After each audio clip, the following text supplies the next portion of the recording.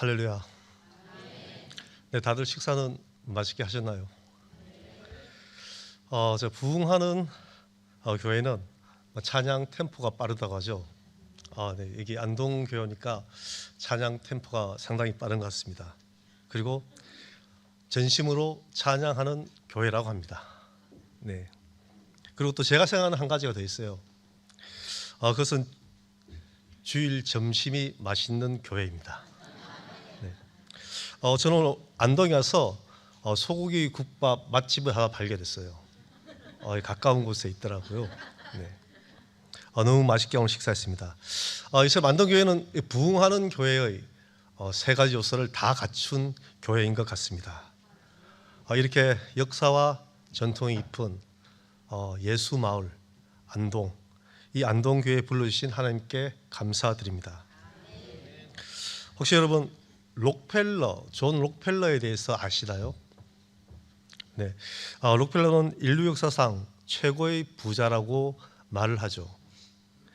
그는 1937년 그가 사망할 당시에 그의 재산이 14억 달러에 이르렀다고 합니다. 그 돈을 오늘 돈으로 환산을 하면은 대략 42조 7천억 정도 된다고 합니다. 역시 안동교회는 전혀 놀라지가 않으시는군요. 네네. 다들 뭐 계좌에 한 몇천억씩, 몇 조씩 이렇게 쌓아두고 계신 것 같습니다. 네, 부럽습니다. 그런데 이 록펠러가 어떻게 부자가 될 수 있었는지, 우리 뭐 기업에서는 마킹이라고 하죠. 벤치마킹. 네. 그럼 우리가 록펠러가 어떻게 살았고 그가 삶 가운데 어떤 일을 하였는지 우리가 그의 삶을 알아보면 우리 또한 그와 같은 부를 가질 수 있지 않을까요? 네. 어느 날 록펠러에게 기자가 한 가지 질문을 했습니다. 당신이 세계 최고의 부자로 성공하게 된 비결이 무엇입니까? 이렇게 질문을 하였죠. 그러자 록펠러는 대답했습니다. 어머니로부터 물려받은 신앙의 유산이 성공의 비결이었다고 말을 합니다. 그렇다면 그가 또 그의 삶 가운데 10가지 삶의 지침을 가지고 살았습니다. 또한 그것은 그의 어머니가 그에게 유산으로 물려준 유언과 같은 것이었죠. 그 10가지가 무엇인지 제가 말씀을 드리겠습니다. 첫 번째는 그가 하나님을 친아버지 이상으로 섬기라는 거였습니다. 그 당시에는 아버지가 모든 가정의 생계를 주관했습니다. 그 생계를 주관하는 그 아버지 이상의 하나님을 아버지보다 더 존경하고 공경하는 그러한 삶을 살라는 것이었죠. 아버지보다 더 많은 것들을 공급해 준다는 그런 의미입니다. 둘째는 목사님을 하나님 다음으로 섬기라입니다. 이건 제가 하는 말이 아니라 록펠러가 하는 말입니다. 예. 일단 목사님과의 좋은 관계를 유지함으로 인해서 또한 그 말씀을 듣게 되고 그 말씀이 하나님께서 자신에게 주는 말씀으로 받아들일 수 있기 때문이죠. 그리고 세 번째는 주일 예배는 가급적 본 교회에서 예배를 드리라는 것입니다. 그의 삶이 아무리 바쁘고 힘들지라도 그는 주일 예배를 자신의 본 교회에서 드리려고 노력하였고 그의 생애 모든 시간들 가운데 거의 모든 시간들을 본 교회에서 예배를 드렸다고 합니다. 그리고 네 번째는 오른쪽 주머니에는 항상 11조 주머니로 만들라고 했습니다. 항상 11조를 떼어놓고 그 남은 돈을 가지고 자신의 생계를 유지했다는 것이죠. 그리고 다섯 번째는 원수를 만들지 말라는 것입니다. 아무리 하찮게 보이는 사람이라도 자신과의 원수가 되지 않도록 사람들과의 관계, 우리들은 또 성도들과의 관계에 대해서 항상 중요시 했다는 것입니다. 그리고 여섯 번째는 아침에 목표를 세우고 기도를 하였습니다. 그의 삶의 시작을 기도로 하고 어떠한 일을 준비함에 있어서 하루를 기도로 시작하였다는 것입니다. 그리고 일곱 번째는 그가 잠자리에 들기 전에 하루를 반성하는 기도를 했습니다. 그의 하루 일과의 시작이 기도로 시작해서 기도로 끝나는 삶을 살았다는 것입니다. 그 여덟 번째는 아침에는 꼭 하나님의 말씀을 읽었습니다. 그리고 아홉 번째, 남을 도울 수 있는 일이면 힘껏 도왔다고 합니다. 그리고 그 도움 가운데 오른손이 하는 일을 왼손이 모르게끔 자신을 알리지 않고 돕는 그러한 삶을 살았습니다. 그리고 열 번째, 마지막으로는 그는 항상 예배 시간에 항상 앞에 앉았다는 것입니다. 앞에 앉음으로써 예배 드는데 말씀에 더욱더 집중하고 예배에 더욱더 집중할 수 있었습니다. 우리 이 10가지 그의 삶의 지침을 보게 되면은 그 록펠러가 재산을 모으기 위해서 노력한 것과는 조금 거리가 먼 것 같아요. 그는 하나님의 일을 하는 데에 우선하는 삶을 살았다는 것을 우리는 알 수가 있습니다. 그러한 삶을 살았을 때 그에게는 더 많은 재물이 그에게 따른 것이죠. 여러분 또한 하나님과 하나님의 일을 우선으로 하는 그러한 삶을 살아갈 때 우리 안동교회에서 제2의 제3의 록펠러와 같은 인물이 나올 것이라고 저는 기대합니다. 오늘 말씀, 그런즉 너희는 먼저 그의 나라와 그의 의를 구하라.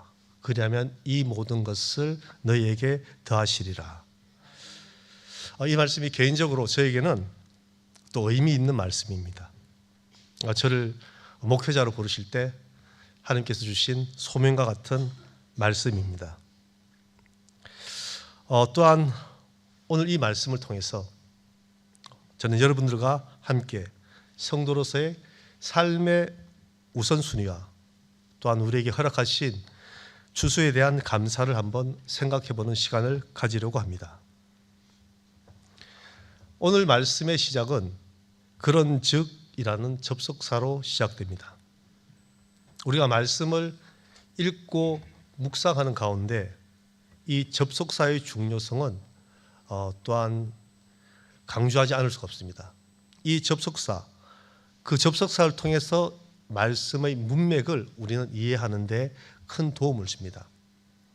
그런즉 이 접속사는 그러므로와 아주 비슷한 의미로 사용되죠. 앞문장의 내용을 근거로 해서 뒤에 어떠한 결론이 나온다는 것입니다.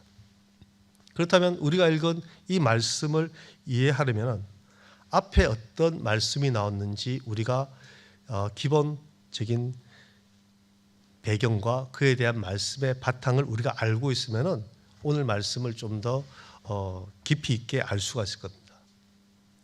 앞에 본문 말씀을 간략히 요약해서 제가 말씀을 드리자면은 보물을 땅에 쌓아두지 말고 하늘에 쌓아두라는 내용의 말씀이 나옵니다. 땅에는 좀과 동록과 도둑들이 있어서 그들이 도둑질을 하기 때문이라고 말하고 있습니다. 반면 하늘에는 그런 일이 일어나지 않는다는 것이죠. 좀과 동록, 좀은 여러분들 다 아시죠? 좀벌레. 예전에 나프탈렌이라고 옷장 속에 두고 화장실 변기에도 두고 했는데 요즘은 거의 사용을 안 하죠. 네, 그처럼 또한 좀이 없어진 거고. 그리고 동록 같은 경우도 청동이나 어떤 합금 그런 금속에 의해서 부식해서 발생하는 일종의 녹입니다. 그런 녹 같은 경우도 요즘은 이제 금속 광택제를 통해서 제거할 수가 있어요. 요즘은 또 도둑이 구멍을 뚫고 들어오는 경우가 드물죠. 전부 다 여러분들 가정에 재산이 좀 많으신 것 같은데 금고, 철제 금고이기 때문에 이걸 들고 가기도 힘들고 뚫기가 힘들어요. 그렇지만 시대가 변함에 따라 더욱 더 지능적으로 우리들의 재물을 빼앗아 가려는 아주 악한 세력들이 존재함을 알 수가 있습니다. 전세 사기, 다단계 사기, 보이스피싱, 심지어 최근 언론에서 큰 이슈가 된 캄보디아에서 일어난 한국인 납치 사건들을 우리가 볼 수가 있습니다. 그들을 통해 보이스 피싱이라든지 로맨스 스캔 이런 사기들이 있었습니다. 이처럼 이 땅에는 어딜 가나 안전한 곳이 없어요. 또한 마귀는 우는 사자같이 두루다니며 삼키자를 찾고 있다고 합니다. 사실 이런 악한 세력이 마음먹고 한 사람에게 덤벼들면 그 사람은 자신의 재산을 지키기 힘들 겁니다. 그러면 우리는 이 보물을 하늘에 쌓아두는 삶을 살아야 하는 것입니다. 그렇다면 하늘에 보물을 쌓아두는 것은 어떠한 것을 쌓아두고 어떠한 삶을 살아가는지 한번 알아보려고 하는데, 그것은 바로 말씀에 의하면은 어려운 이웃에게 우리가 나누는 삶을 살아가는 것이라고 말을 하고 있습니다. 또한 예수 그리스도를 위하여 고난받는 삶 또한 하늘에 보물을 쌓아두는 삶 중에 하나입니다. 남을 용서하고 또한 의로운 일을 하는 것, 이러한 것들이 하늘의 보물을 쌓아두는 것입니다. 사도 바울이 고린도 교인들을 권면한 것 같이 모든 일에 모든 사람을 기쁘게 하고 자신의 유익을 구하지 아니하고 많은 사람의 유익을 구하여 그들로 구원을 받게 하는 것과 같은 것입니다.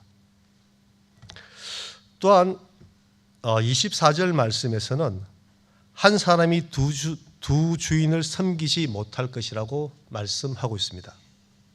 여기서 두 주인이란 하나님과 재물을 말하고 있습니다.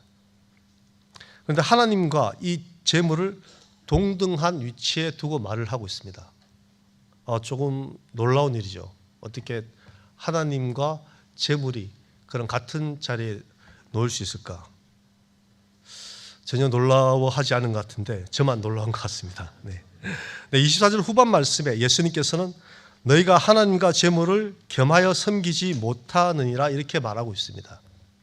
여기서 겸하다 이 말씀은 헬라어 원어를 살펴보면 카이라고 말을 합니다. 이것은 대등하다, 동등하다 그런 의미로 사용되고 있는 접속사입니다. 하나님과 재물을 같은 선상에서 아주 동일하게 두고 있다는 것이죠. 또한 여기서 말하는 이 재물을 영어 성경에서 보면 일반 영어 성경에서 보면 money라고 나오는데 킹 제임스 번역에서 보면 또한 만몬이라고 나오고 있어요. 그 당시나 지금이나 이 재물에 대한 만몬, 이 재물을 섬기는 재물의 신이죠. 그들 섬기는 삶은 동일했던 것 같습니다.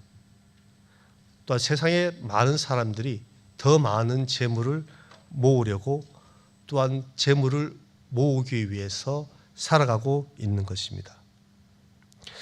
사실 오늘날 이 재물의 힘은 대단합니다. 웬만한 일은 돈만 있으면 다 해결되는 세상을 살아간다고도 말을 할 수가 있어요. 세상 사람들은 이러한 물질 만능주의 시대를 살아가며 전능하신 하나님을 더 이상 찾지 않고 있습니다. 돈을 쫓으며 향락과 그 쾌락의 삶을 살아가죠. 그러기 위해서 돈을 써도 더 부족한 그러한 삶을 살아가는 것입니다. 결국 돈의 노예가 되는 삶을 살아가는 것입니다. 예수님은 이러한 현실에 대하여 단호하게 말씀하십니다.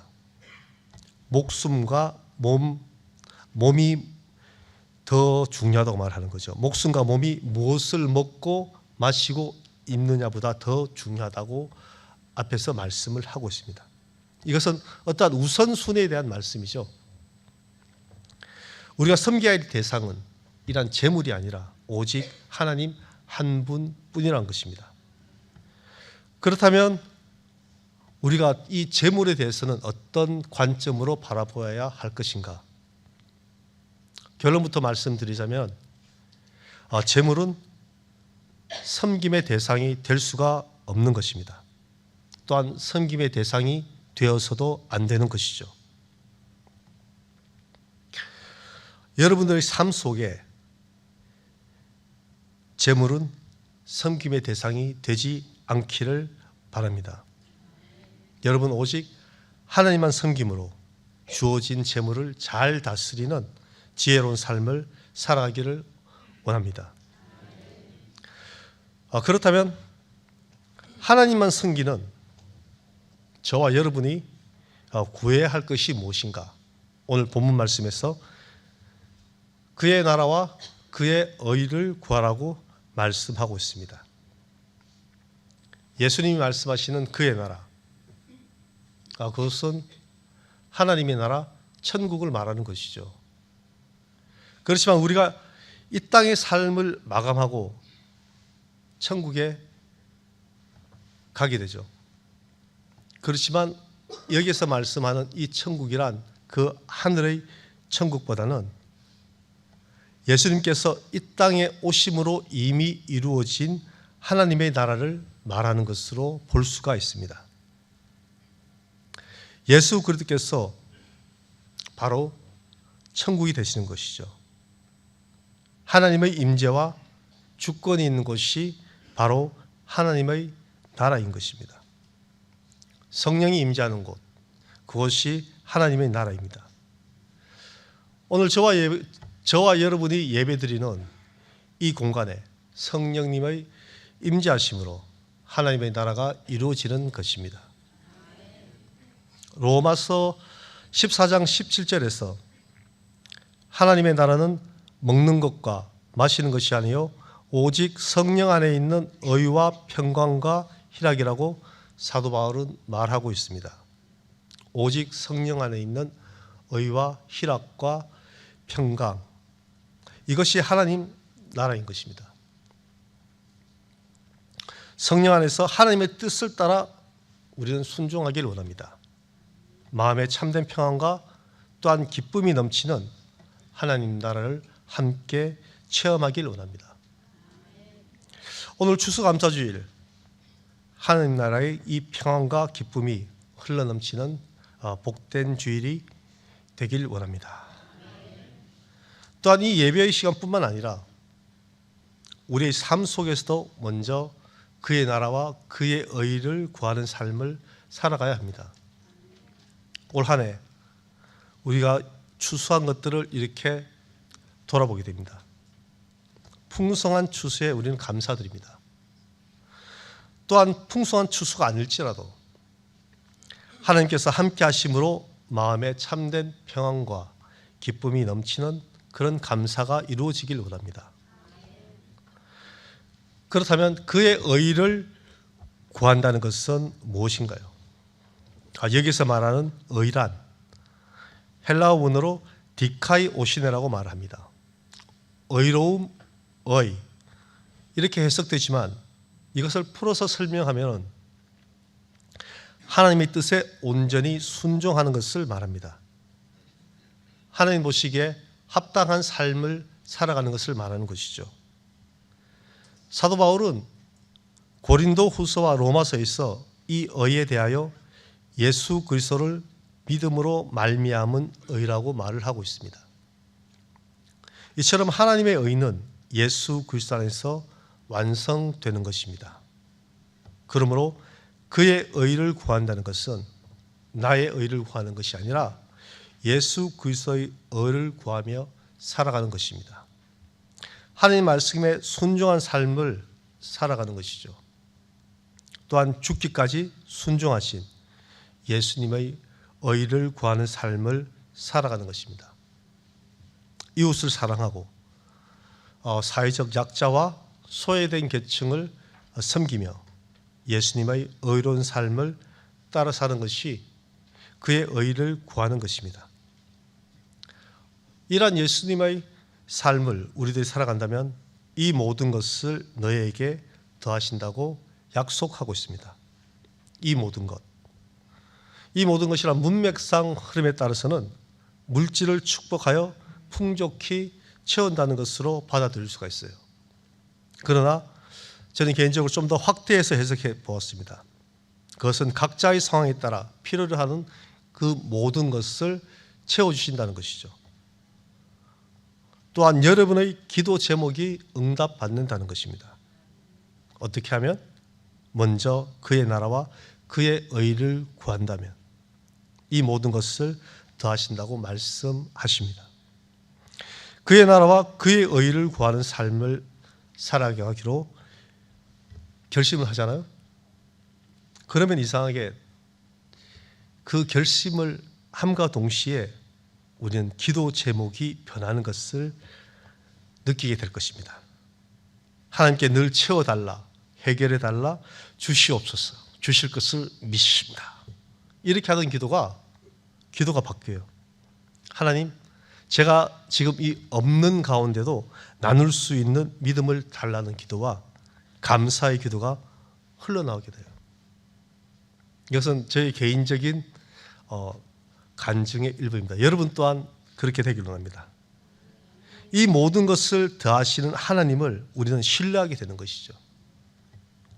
이와 같이 여러분의 삶에도 이 모든 것을 더하실 하나님을 신뢰함으로 감사와 기쁨의 찬양이 울려 퍼지길 원합니다. 우리가 그런 은혜의 삶을 살아갈 때 항상 문제가 생기지 않을까요?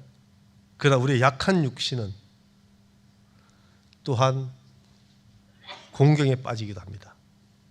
일어나지 않은 내일의 일을 염려할 때가 생깁니다. 두렵고 염려하는 마음, 이런 마음은 하나님께서 주시는 그런 마음이 아니죠. 우리가 염려로부터 자유로워지는 길은 하나님께서 부어주시는 그날의 은혜에 감사하며 하루하루를 살아가는 것입니다.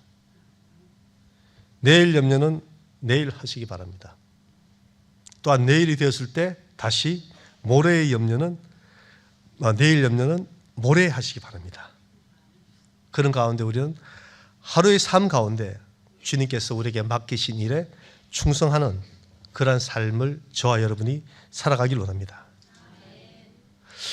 먼저 그의 나라와 그의 의를 구하는 삶을 살아감으로써 우리는 모두 재물을 하늘에 쌓아두고 땅에서도 풍성한 추수를 이루는 그러한 삶을 살아가기를 간절히 원합니다.